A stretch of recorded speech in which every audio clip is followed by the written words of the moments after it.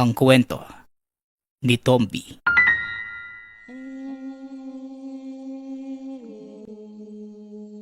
Ang kwentong ito ay hango sa totoong buhay. Mula ito sa isa nating tagapakinig. Karanasan ito ni Macario. Walang eksaktong taon. Probinsya ng Iloilo. Magandang gabi o araw sa ating mga tagapakinig. Ito ay kwento noong aking kabataan. Tara, simulan na natin ang ating kwento. Nang mga panahong yon, sa isang baryo na may kalayuan sa mga kabahayan, nakatira kami ni Lolo Emilio. Napili naming manirahan sa kabundukan at pinilit mamuhay malayo sa kabayanan dahil na din sa aming mga tungkulin. Kami lamang ang palaging magkasamang dalawa dahil may kanya-kanyang responsibilidad na ginagampanan ang aking mga magulang. Bata pa lamang ako. Ito na ang palaging sinasabi sa akin ni Lolo. Alagaan mong mabuti ang kalikasan dahil ito ang pinagmumula ng lahat ng buhay. Lahat ay nakaugnay dito. At kung wala ang kalikasan, masisira ang balanse at lahat ng nakikita mo ngayon ay mawawala. Mula kami sa angka ng mga babaylan at manggagamot. Si tatay ay naitalaga ng pamahalaan bilang tagabantay ng gubat sa lugar. Samantalang si nanay naman, kilalang manggagamot. Parehong abala ang mga ito sa kani-kanilang tungkulin. Kaya naman si Tatang Emilio na ang naging kasama ko palagi.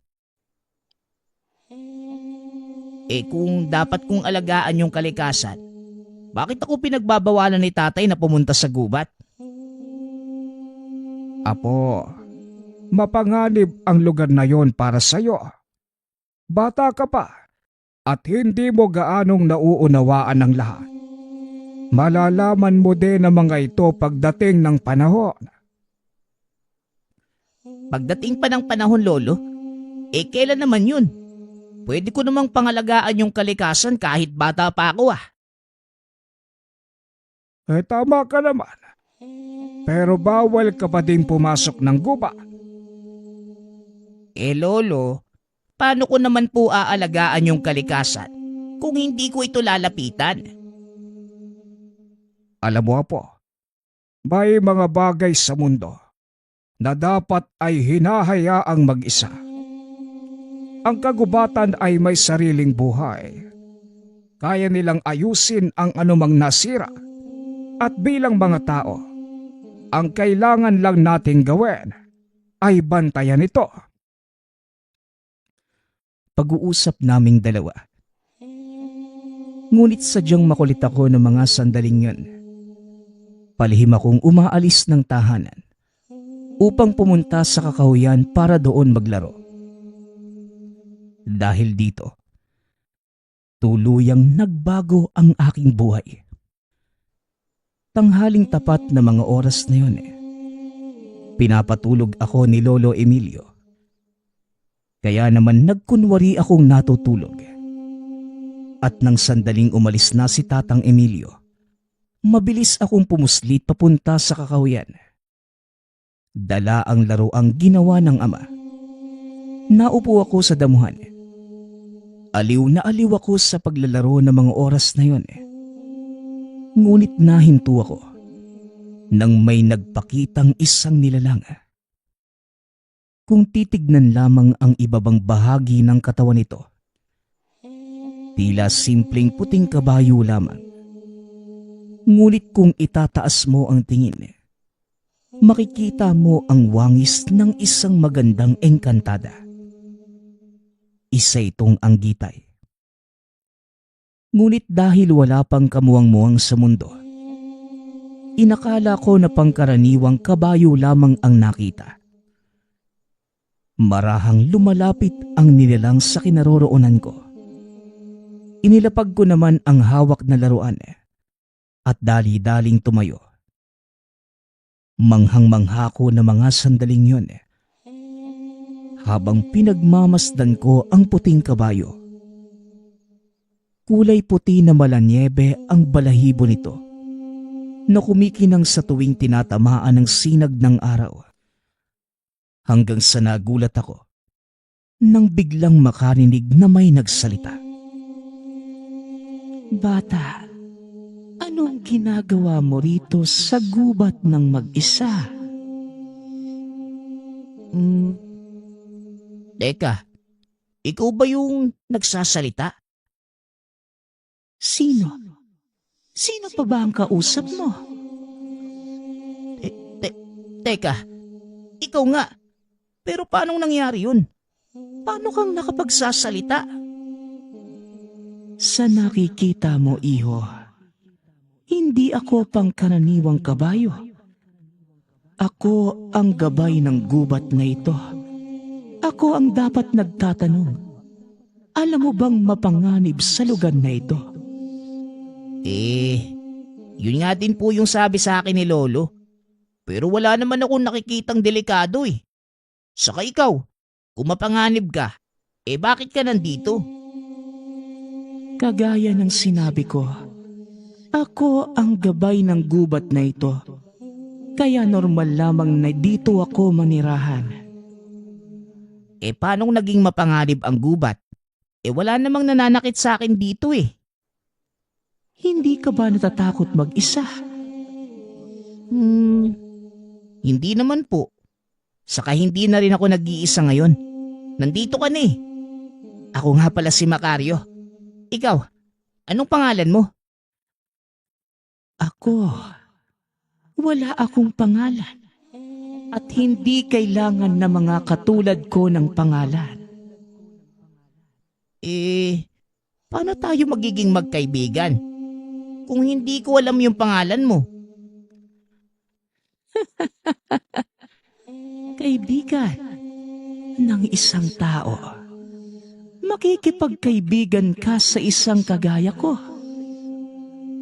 Bakit naman? Wala namang masama doon ah. Alam ko na. Dahil wala kang pangalan, mag-iisip ako. Diyan ka lang sandali ha. Pag-uusap namin ng mga sandaling yun. Tumalikod muna ako at nag-isip. Maya-maya lang ay hinarap ko na ito. Ngunit wala na ang puting kabayo. Alam ko na!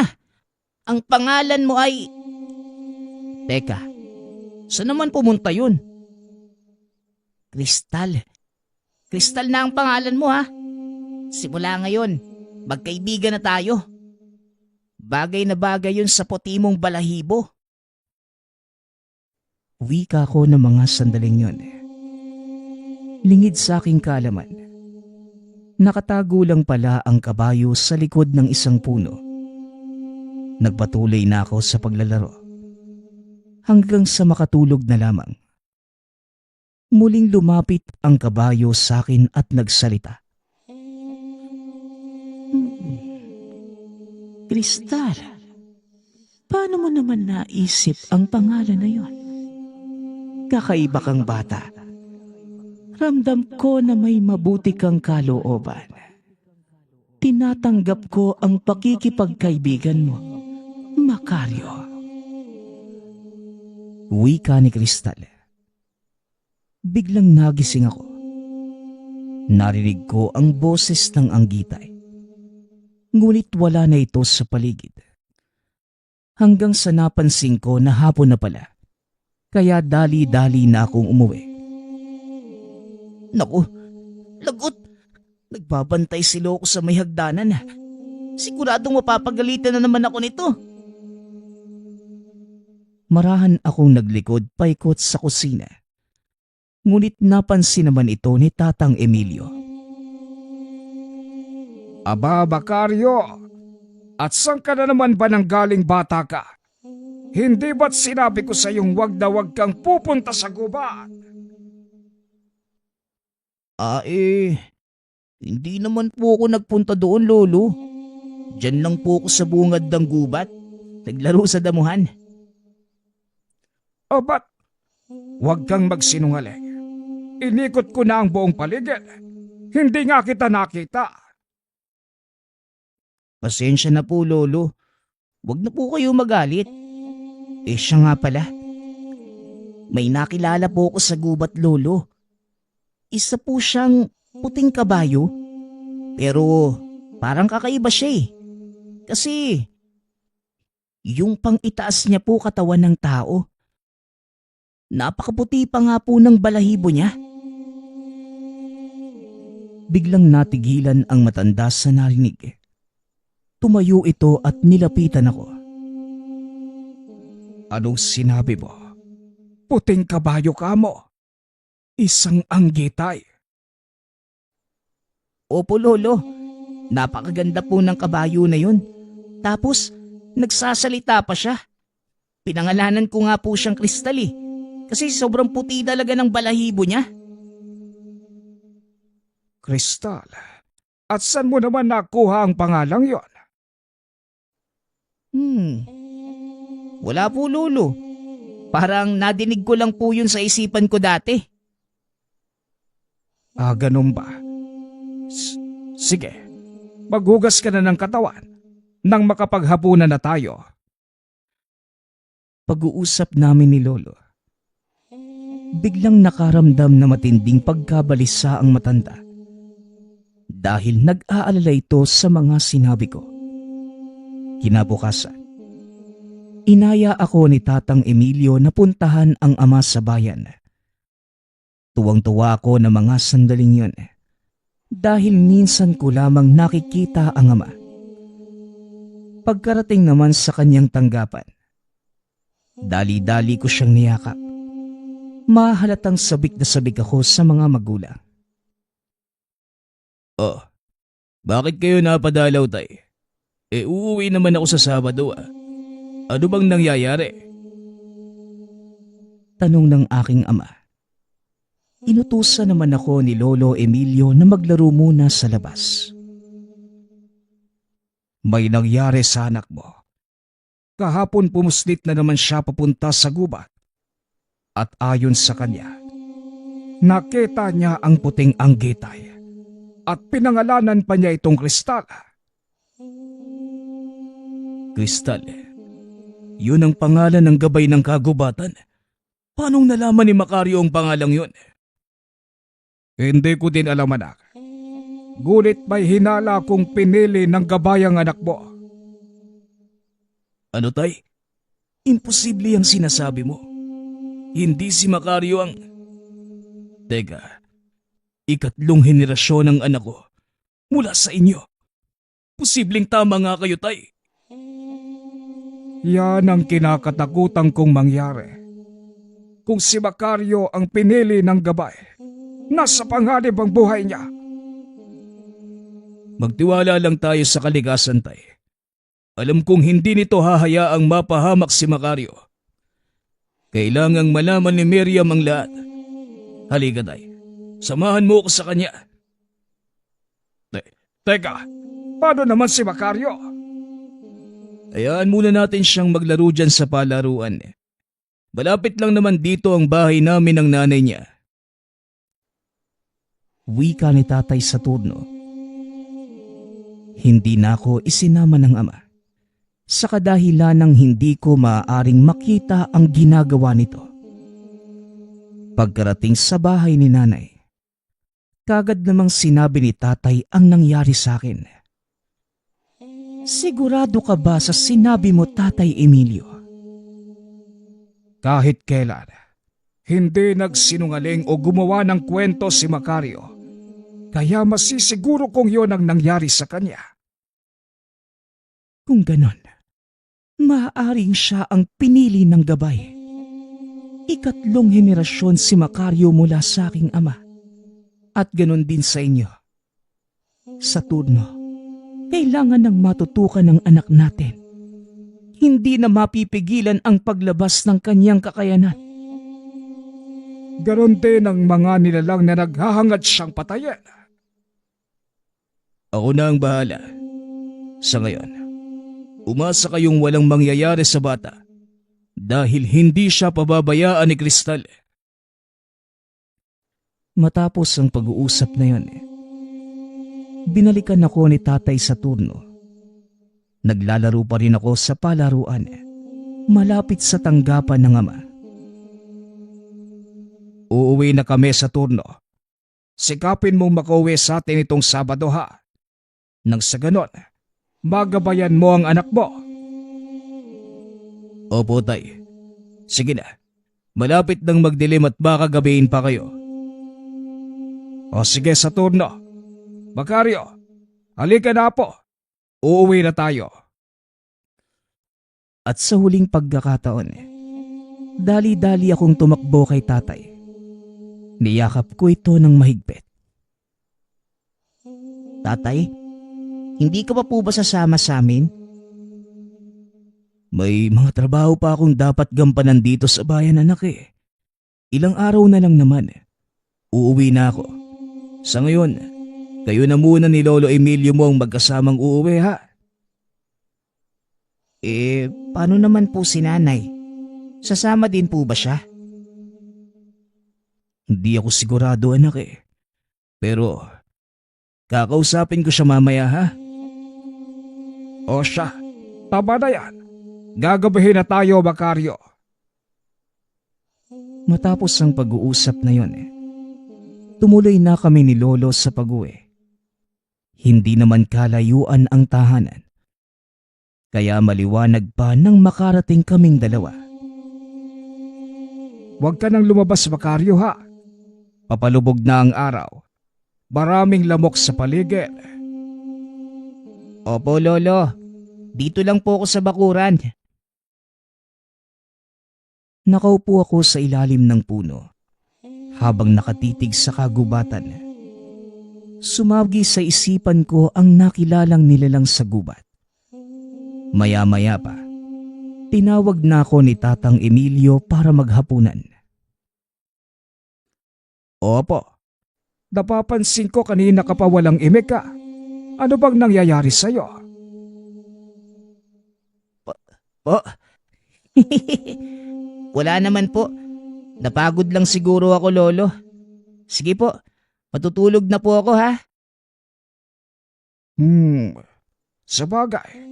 Malayo-layo nga naman yung nilakad natin. O sige na, magpahinga ka na roon. Pumasok ako sa silid. Nahiga sa kama.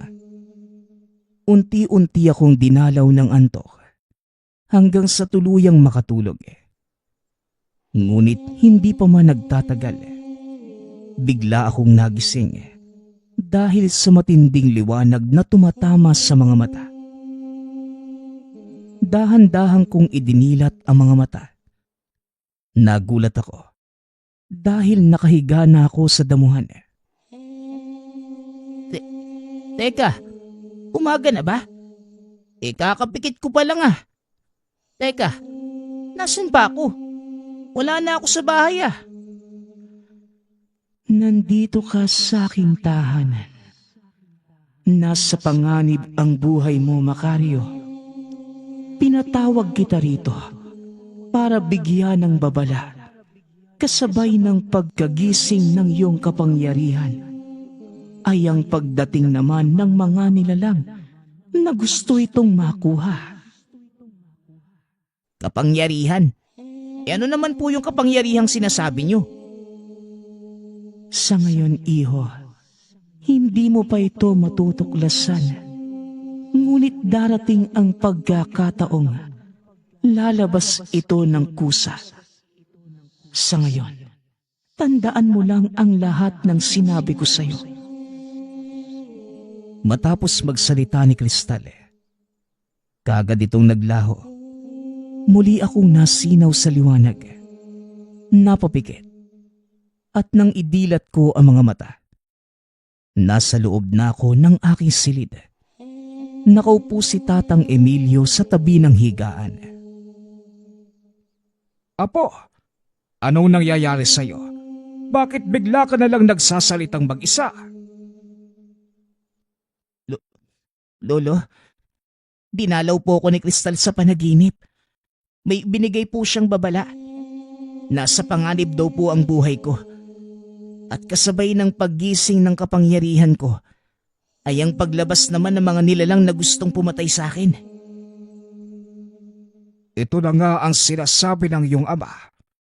Ngayon, naiintindihan mo na ang lahat ng gusto kong sabihin. Mapanganib ang gubat, Macario. Nauunawaan ko naman po yung sinasabi niyong panganib eh. Pero ang hindi ko lang maintindihan ay yung sinabi ni Kristal na kapangyarihan. Ang ating angkan may kakayanang makipag-usap sa kalikasan. Nagagamit natin ang lakas at enerhiyang nagmumula dito para makapagpagaling ng may karamdaman o hindi kaya bumuhay ng mga patay. Ito ang kapangyarihang gustong makuha ng mga nilalang. At para mangyari yon, kinakailangan kanilang patayin. Sino po bang mga nilalang yung nais pumatay sa akin, Lolo? Saka bakit nila gustong kunin yung kapangyarihan ko? Mga engkantong ete, Macario. Isinumpa ang mga nilalang na yon. Tinanggal sa kanila ang karapatang maging mortal at maibabalik lamang ito sa kanila kung makukuha ng mga engkanto ang kapangyarihan mong kumonekta sa kalikasan. Lolo, ano na pong gagawin ko? Ikaw lang ang nakakaalam ng dapat gawin, Macario. Sa ngayon, hindi mo dapat isipin ang bagay na yan. Magpahinga ka muna. Bukas natin pag-iisipan ang tungkol sa bagay na yan. Pag-uusap namin ni Lolo. Dito ko lamang napagtanto ang mga bagay-bagay. Pilit inililihis ni Tatang Emilio ang buhay ko. Nais niya itong magkaroon ng simple, ngunit makabuluhang buhay bilang bata. Ngunit alam niyang hindi ito maiiwasan dahil nakasulat na sa kapalaran ko ang tadhana. Kinabukasan, umalis si Tatang Emilio upang bumili ng mga pangangailangan. Kinuha ko naman ang pagkakataong yun upang puntahan si Kristal sa gubat at makausap. Kristal, alam ko nandito ka. Pakiusap. Magpakita ka sa akin. Marami lang akong katanungan. Wika ni Macario. Tumahimik ang paligid. Ilang sandali pa ay nagpakita na ang puting anggitay. Talagang hindi ka marunong makinig. Sinabi ko na sa iyo na mapanganib ang lugar na ito para sa mga kagaya mong bata. Hindi mo na ako dapat pangaralan. Alam ko na ang tungkol dyan. Sagutin mo ang tanong ko. Kaya mo ba akong tulungan? Nalabanan yung mga engkantong gustong pumatay sa akin? Nasisiraan ka na ba ng ulo? Paano mong lalabanan ang mga engkanto? Isa ka lamang paslit. Oo, paslit. Pero meron akong kakayanang kumonekta sa kalikasan. Ipinaliwanag na sa akin ni Lolo Emilio ang lahat. Malaking gulo. Kung sakaling makukuha ng mga engkanto ang nakatago kong kapangyarihan, isa lang ang paraan para mapigilan sila. At yun ay ang lumaban sa kanila. Kung yan ang gusto mong gawin, sino ako para tumanggi sa kahilingan ng aking kaibigan? Halika, sumakay ka sa aking likuran. Ituturo ko sa iyo ang lahat ng dapat mong malaman tungkol sa kapangyarihan mo. Dali-dali ko naman itong ginawa. Sumakay ako sa likod ng kabayo. Mabilis itong tumakbo papasok ng gubat. Nakikita ko ang lahat ng mga nilalang. Mula sa pinakamalalaki hanggang sa maliliit na lambana. Kasabay ng mga nakikitang tanawin ang kaalaman sa paggamit ng mga kapangyarihan. Teka, saan naman ang gagaling ang mga kaalamang to, Kristal? Ang kalikasan mismo ang magtuturo sa'yo kung paanong kumonekta sa kanya. Pakinggan mong mabuti ang sinasabi ng bawat puno, mga halaman. Pakinggan mo ito sa pamamagitan ng iyong puso. Wika ni Kristal. Sinunod ko naman ang mga sinasabi nito. Kusang pumapasok sa isipan ko ang mga pamamaraan ng mga ninuno ko. Sa palagay ko, handa na ako, Kristal. Malakas ang mga engkantong nais pumatay sa'yo. Kaya huwag kang magpapakampante. Pero huwag kang mag-alala. Dahil hindi kita pababayaan. Maraming salamat, Kristal. Hindi mo kailangang magpasalamat. Ito ang aking tungkulin sa iyong angkan. Simula pa noon, ikaw ang ika-15 bantay. At kagaya ng mga nauna sa iyo, inaalay ko ng buong katapatan ang aking buhay. Pag-uusap naming dalawa. Samantala, sa kabilang banda naman, dumating si Tatay Saturno, maging si Nanay Miriam. Dali-dali akong hinanap sa kagubatan. Ngunit walang kaalam-alam si Tatang Emilio kung nasan ako nagpunta. Iniwan ko lang siya dito. Hindi ko naman inakalang babaliwalain niya ang aking mga bilin. Lintik talagang bata yan. Napakatigas talaga ng ulo. Kailangan natin siyang mahanap, Tay. Nagsimula nang lumantad ang mga engkantong itim. Isa lang ang ibig sabihin nito. Tuluyan ang nagising ang kapangyarihan ni Macario.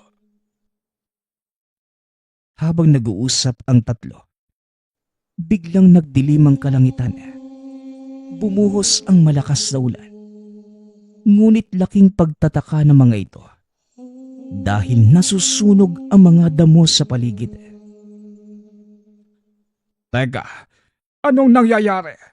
Bakit nasusunog ang mga damo? Napakalakas ng ulan. Tatay, nandito na sila. Biglang nagsilabasan ang mga nilalang sa nagdiliyab na talahib. Pinalibutan ng mga ito ang aming tahanan. At sa kalagitnaan ng mga ito, isang lalaking nakasuot ng magarang baluti. Nagkita tayong muli sa turno. Ngayon, nasa na ang panganay mong anak? Ikaw pala, Timo. Pasensya na. Pero hindi mo makukuha ang aking anak. Alam mo, pinapahirap niyo lang ang sitwasyon. Isuko mo sa akin ang bata. Kung ayaw mong ubusin namin ang lahat ng mga mortal dito. Hindi kailan mangyayari ang gusto mo. Kahit ikamatay ko ba? O sige, kung yan ang gusto mo, yan ang ibibigay ko sa'yo. Wika ni Timo. Ikinumpas ng engkanto ang mga kamay. Nagsipagsugod ang mga nilalang sa likuran nito. Ngunit bago pa man umabot ang mga engkanto sa kinatatayuan ni na Tatay Saturno, biglang dumaan sa kanila ang puting liwanag. Naaninag ni Tatay Saturno ang puting anggitay, maging ang hawak nitong puting patalim. Miriam, pagmasdan mo ang anak mo. Ipagmalaki mo na siya ang bagong babaylan, ang batang nagmula sa iyong sinapupunan. Wika ni Tatay Saturno. Nakatitig lamang sa akin si Nanay Miriam habang nakasakay sa puting anggitay. Nakangiti ito na parang nakikipaglaro lamang. Hindi alintana ang panganib na nasa paligid. Handa ka na ba, Macario? Wala na itong atrasan. Handa na ako, Kristal. Malaki ang tiwala ko sa'yo.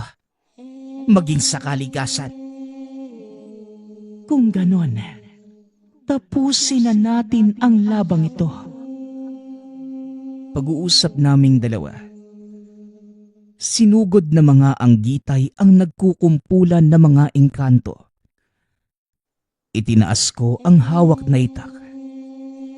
Mula sa madilim na kalangitan, bigla itong nahati. Bumulusok pa ibaba ang malalaking haligi ng liwanag na tumupok sa napakadaming mga kalaban. Sa palagay ko, nahuli ka na sa pagdating mo, Timo. Pagmasdan mo kung paanong masayang ang buhay ng kampon mo. Ito ang kapangyarihan ng totoong babaylan. At sa palagay ko, kulang ang batalyon ng mga engkantong dinala mo sa mundong pinangangalagaan ng aming angkan. Huwag kang pakakasiguro sa turno. Dahil alam mong hanggat nabubuhay ako, patuloy ko lang kayong tutugisin. Kahit ilang salinlahi pang magdaan. Yan ay kung mabubuhay ka pa. Pagkatapos niyan, wika ni Nanay Miriam, sabay turo sa likod ni Timo. Napalingon ang pinuno ng itim na engkanto. Laking gulat nito nang makita ako at si Kristal na papasugod sa kanyang kinatatayuan. Itinarak ko ang itak sa kanyang katawan. Matapos ay huminto ang anggitay. Bumaba ko. Nilapitan ang nooy nakaluhod na kalaban. Hindi ko alam kung ano yung dahilan mo para kunin yung kapangyarihang iniingatan ng aming angkan. Gusto ko lang maggamit ng buhay na walang hanggan. Nakakasawa na ang mamatay at muling isilang. Gusto kong manatili sa kung ano ko ngayon para malupig ko na ang mga nilalang na pinakamamahal ng tagapaglikha. Kailanman, hindi mo magagawa ang bagay na yan dahil hindi bulag ang may likha at hindi niya hahayaan na sirain niyo ang kanyang mga likha. Huwag kang magmalinis, anggitay. Isa ka din naman sa amin. Oo, isa ko sa mga engkanto. Ngunit kahit kailan, hindi sumagi sa isipan ko na sirain ang napakagandang nilikha ng Ama. Nanatili ang katapatan ko sa Kanya. Kaya nandito ako ngayon sa kasalukuyan kong estado.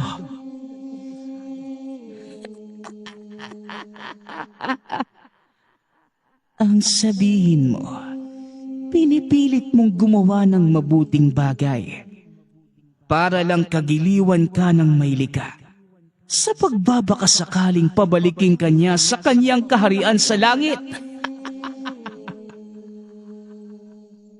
Kasama sa dakilang plano ang pagtapon sa ating mga pinanubol.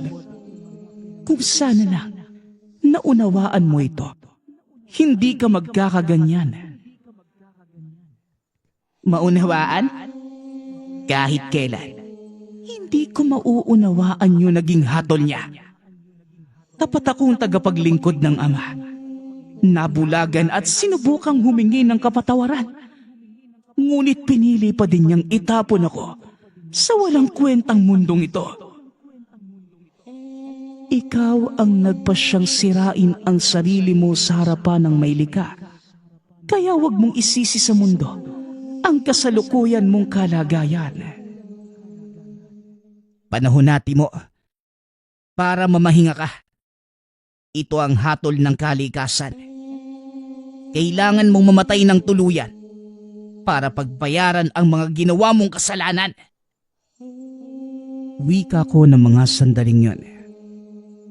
Matapos ay hinawakan ko ang itak na nakatarak sa dibdib ni Timo. Unti-unting tumubo ang sanga at dahon mula sa hawakan ng sandata hanggang sa maging ganap itong puno. Ang punong yan ang magsisilbing tanda ng mga pangyayari sa araw na ito. Nang sa ganon, hindi makalimutan ng iyong angka ng kanilang tungkulin. Mahaba pa ang iyong lalakbayin, Macario. Marami ka pang pagdadaan ng pagsubok. Ngunit kagaya ng pangako ko, hindi ako aalis sa tabi mo. Alam ko naman yung Kristal. Masaya ako na naging kaibigan mo. Nasa akin ang karangalan. Mabuhay ang bagong babaylan. Matapos ang kaganapang yun, tuluyang nagbago ang aking buhay. Sa edad na 12, nagsimula akong sundan ang yapak ng aking inang babaylan. Sa paglipas na maraming taon, marami ang mga natulungan ko. Bukod sa pagiging manggagamot, namasukan din ako sa pinagtatrabahuhan ng aking ama. Ipinagpatuloy ko ang trabahong sinimulan ng aming mga ninuno. Maraming taon na ang nakalilipas. Hanggang sa mabilis na lumipas ang mga taon. Yan ang kwento ng punong ito, Akar. Na ito na mga nangyari noon. Napatuloy na nagpapaalala sa lahat ng mga pinagdaanan ng ating angkan. Alam mo, Lolo Macario, mahirap talagang paniwalaan yung kwento mo eh. Lalo pat hindi ko nakikita yung sinasabi mong kabayo.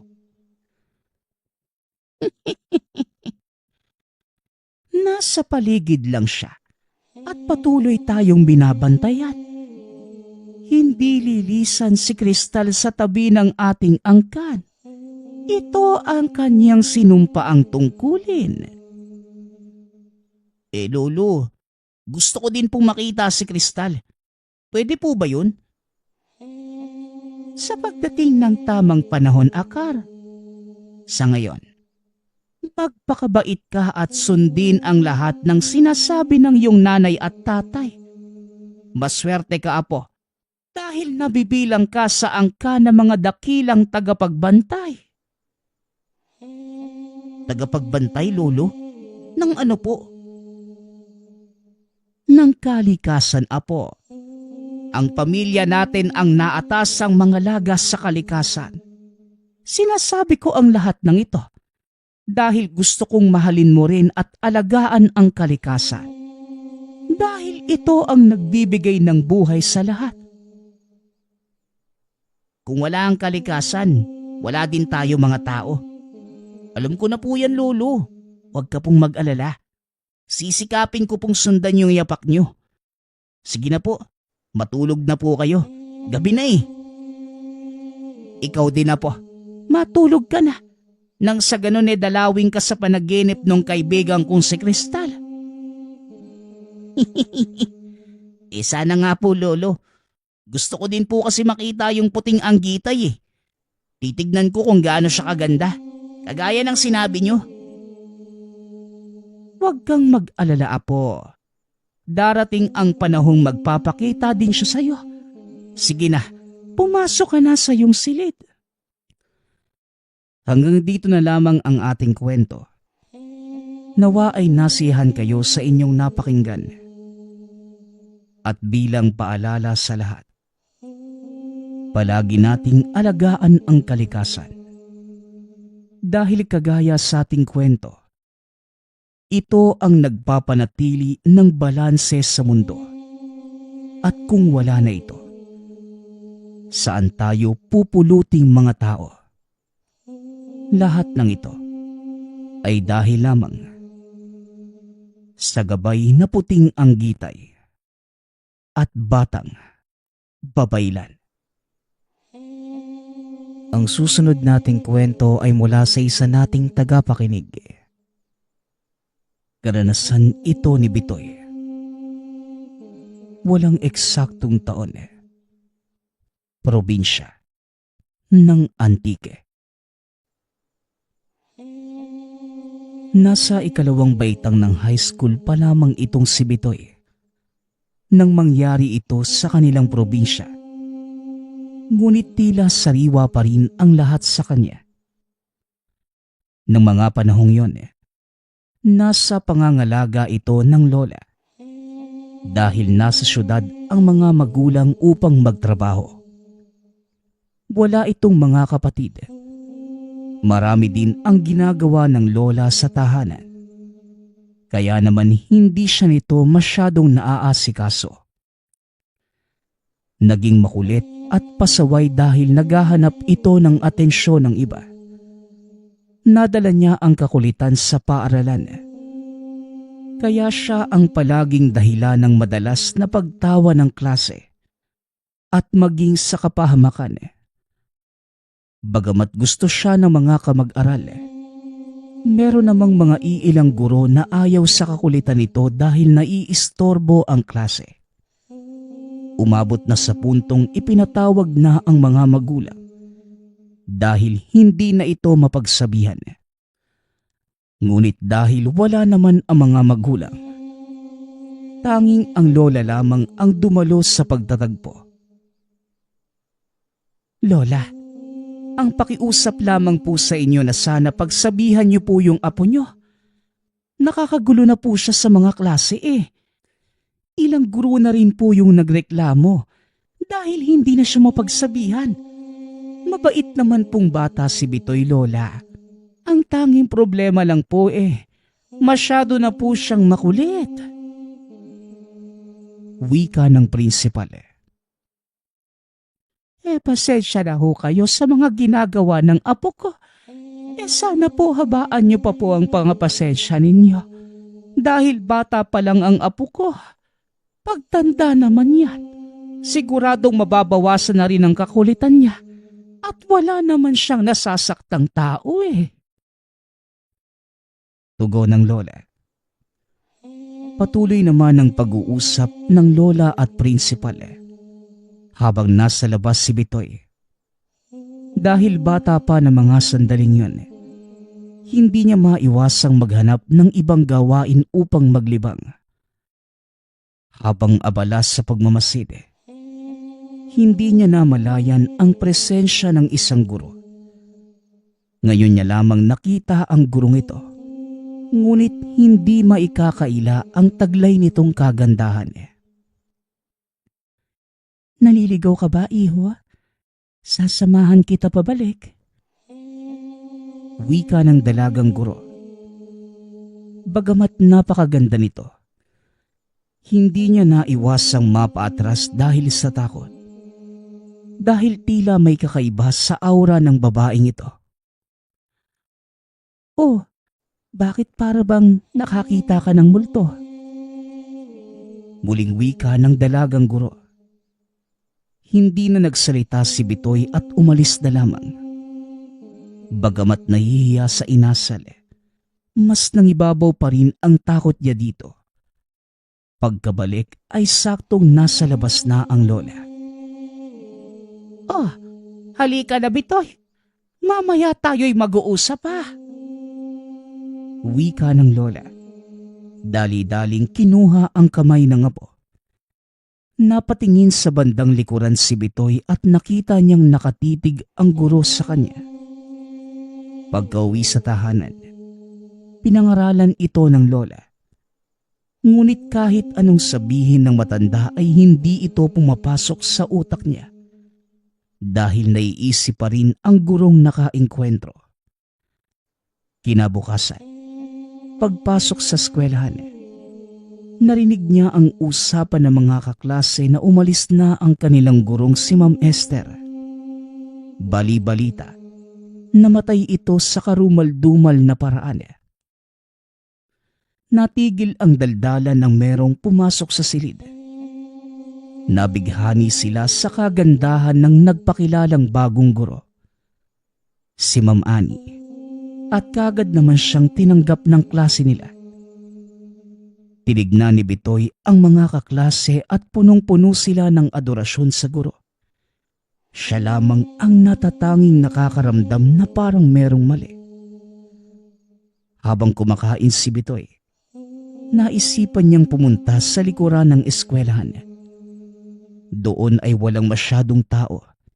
Mabibigyan siya ng katahimikan upang makapag-isip.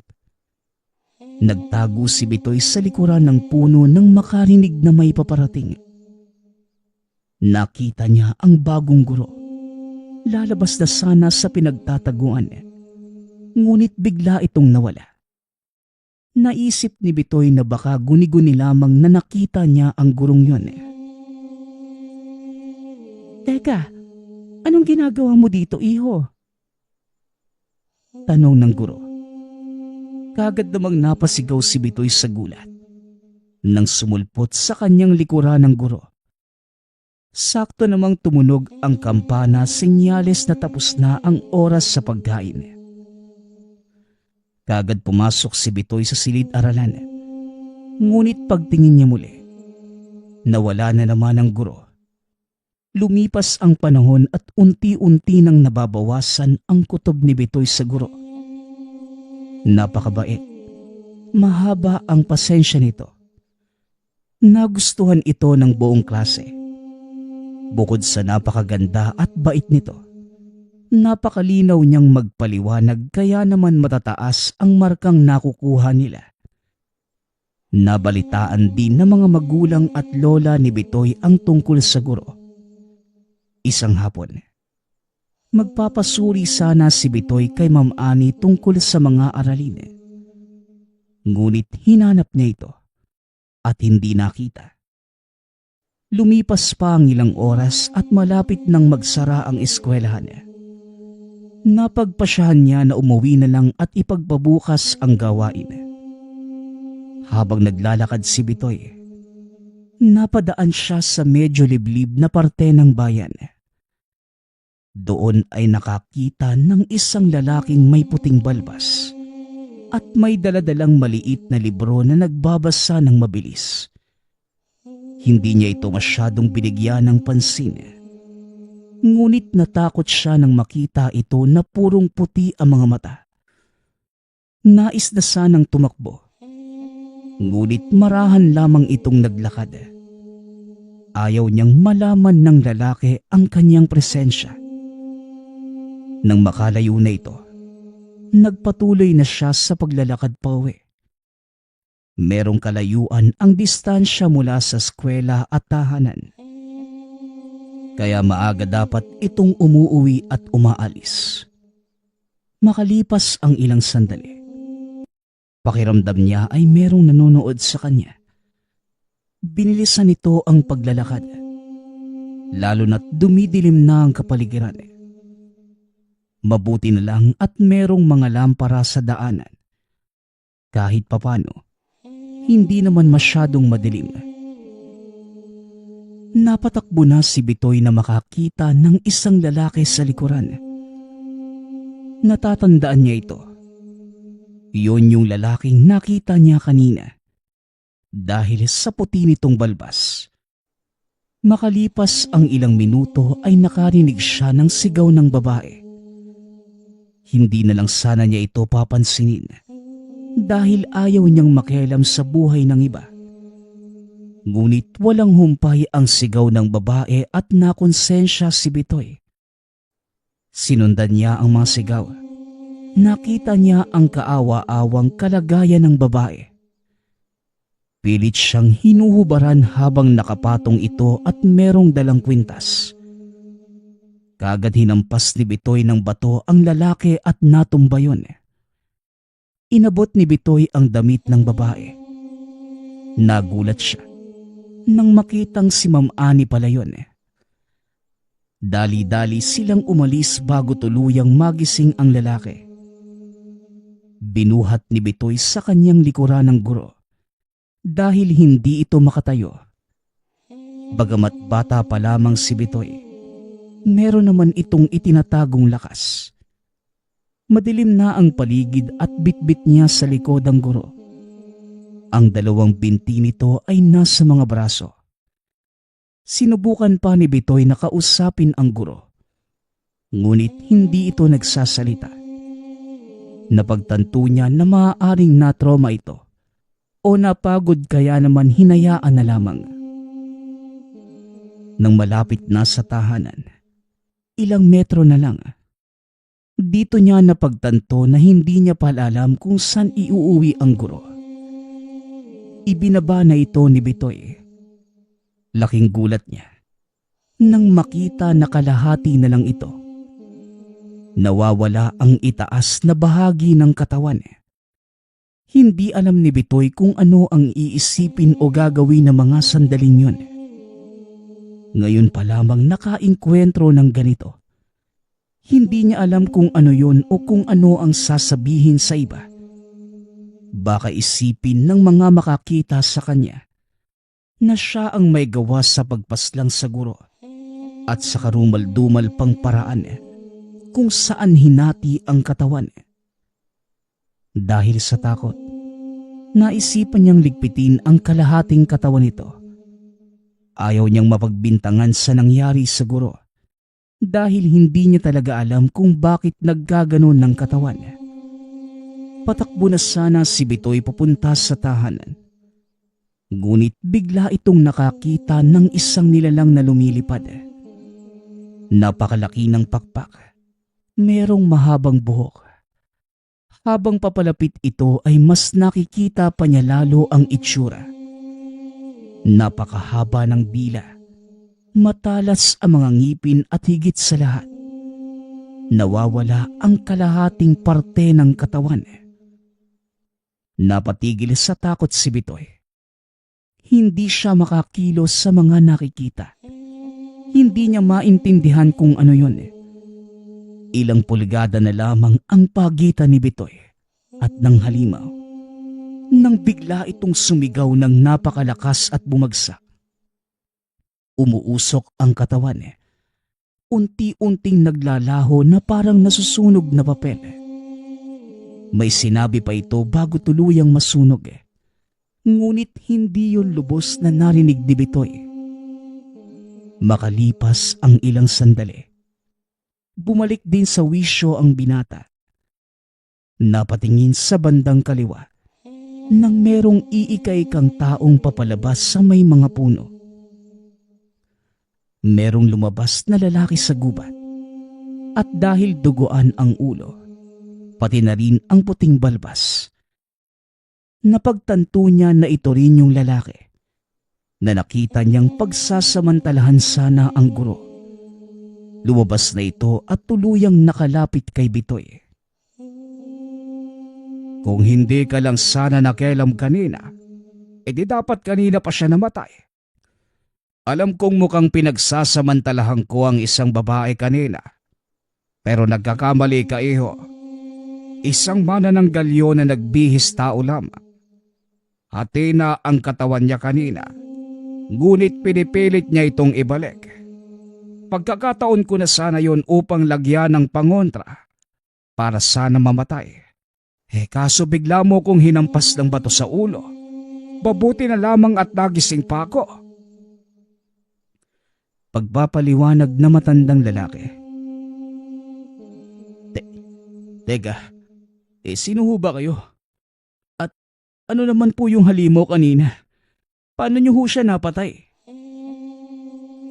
Halo-halo ang emosyong nararamdaman ni Bitoy na mga sandaling yun. Abay, seryoso ka ba, iho? Kahit kailan hindi mo pa narinig ang mga bali-balita tungkol sa manananggal. Diyos ko, usap-usapan nga sa bayan ang pagkawala ng isang guro. Natagpuan ang katawan niya sa may ilog. Lasog-lasog na parang kinain ng hayop. Pero hindi hayop ang kumain sa kanya, kundi isang manananggal. Teka, parang natatandaan ko pa yung pangalan ng guro. Oo, Esther ang sinabi na pangalan ng guro. Ano ho? Esther ang pangalan? Esther din po yung pangalan ng guro naming nawala ah. Pag-uusap ng dalawa. Maraming nalaman si Bitoy tungkol sa kwento ng lalaki. Nalaman din niya na isa pala itong albularyo at matagal na niyang hinahanap ang aswang sa bayan. Ipinaliwanag din niya kung ano ang iba't ibang uri ng mga aswang. Bagamat hindi sila magkakilala, kagad namang nakuha ang loob ng isa't isa. Napag-isipan na ni Bitoy na umuwi, lalo na't gabing-gabi na ng mga oras na yun.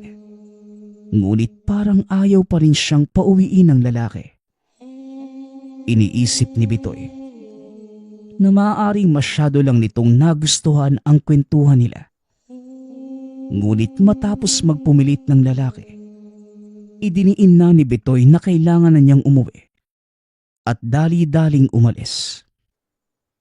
Sinabi ng albularyo na kung gusto niya pang malaman ang tungkol sa nilalang, puntahan lamang siya sa isang kubo sa dakong roon.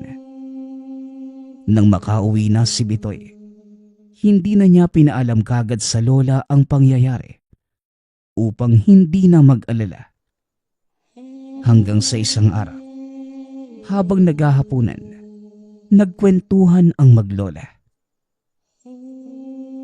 Lola, ayaw ko pa ho sanang sabihin ito sa inyo pero baka kailangan niyo pong malaman.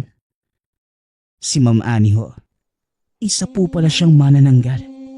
At baka siya rin po yung may dahilan sa pagkamatay ni Ma'am Esther.